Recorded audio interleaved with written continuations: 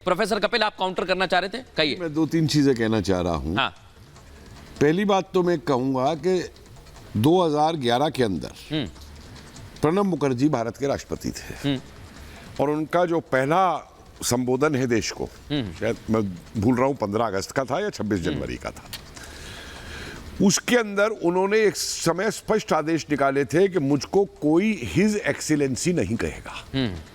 एक बहुत बड़ा कदम उठाया था प्रणब मुखर्जी ने, कांग्रेसी नेता होते हुए, कांग्रेस के समय में प्रेसिडेंट बने हुए नेता ने, कि वो उस उपनिवेशवादी उससे हिज एक्सीलेंसी से बाहर निकल करके आए। उस दृष्टि से मैं ये समझता हूं कि जो आज इनविटेशन गया है जिसमें प्रेसिडेंट ऑफ भारत लिखा है, तो अगर हमारी आज की भारत की जो राष्ट्रपति हैं उन्होंने अगर अपने उससे, जैसे प्रणब मुखर्जी ने उस समय हिज एक्सीलेंसी तोड़ा था, अगर उन्होंने इंडिया छोड़ करके संविधान का ही एक दूसरा शब्द भारत इस्तेमाल किया है, तो मैं नहीं समझता कि इस पे किसी को आपत्ति होनी चाहिए। ठीक है। दूसरी बात सुनिए, इंडिका शब्द जो है ये ग्रीक शब्द है। हाँ। 6ठी शताब्दी ईसवी पूर्व में और पूर्व सब ईसवी पूर्व हाँ। 6ठी शताब्दी में, हाँ।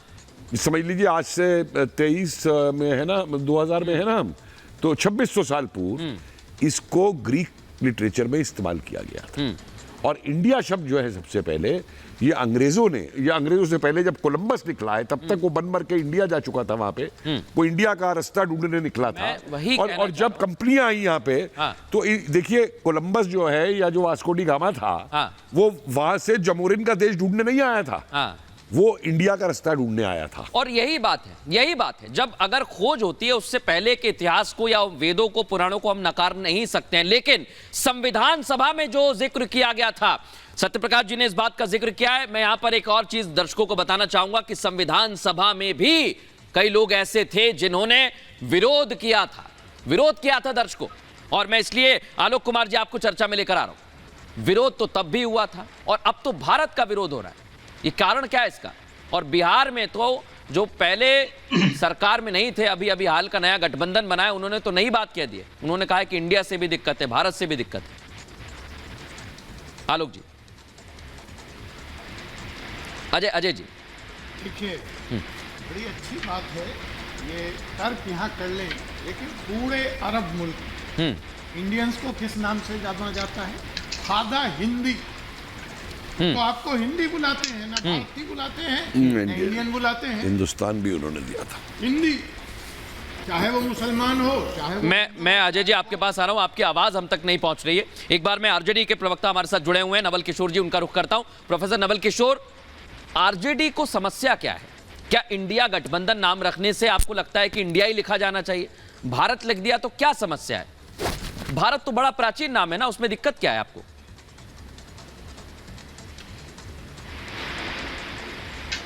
देखिए, जब से इंडियन इंडिपेंडेंस एक्ट के बाद, कॉन्स्टिट्यूएंट असेंबली डिबेट्स के बाद, जब एक भारतीय संविधान भारतीय गणतंत्र में आ गया, ये तो आरजेडी ने नहीं किया, उसमें तो सारे मुल्क के लोग थे।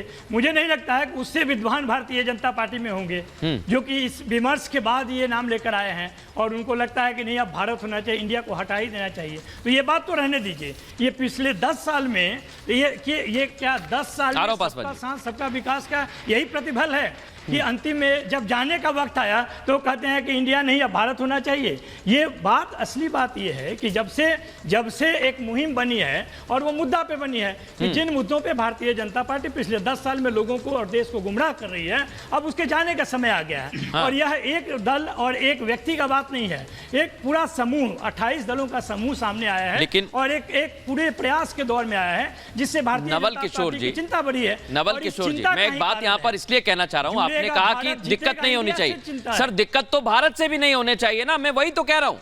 नहीं, दिक्कत तो भारत से भी नहीं होनी चाहिए। इसके बाद अजय जी आपके पास आ रहा हूं, तुरंत कंप्लीट करें अजय जी के पास। हाँ, अरे आप आ रहा हूं मैं, 1 मिनट आ रहा हूं। नहीं, हाँ, सुन लीजिए। आप पता, बोलिए नवल किशोर जी।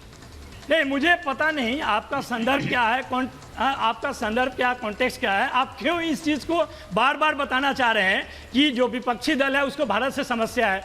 इंडिया दैट इज भारत, या भारत यानी इंडिया, इससे तो किसी को समस्या ही नहीं है। समस्या जिसको है उसने दिखा दिया है। एक दल का कुछ नहीं है, भारतीय जनता पार्टी के पीछे एक संगठन खड़ी है, वो संगठन डिक्टेट करती है भारतीय जनता पार्टी मैं को। अपने और देखिए यह नवल देश के लिए किशोर जी, समस्या मैं तो खड़ा फैक्ट करती पे है। बात करता बार बार कभी हूं, सुनिए तो, ये मैं फैक्ट पे बात करता हूं।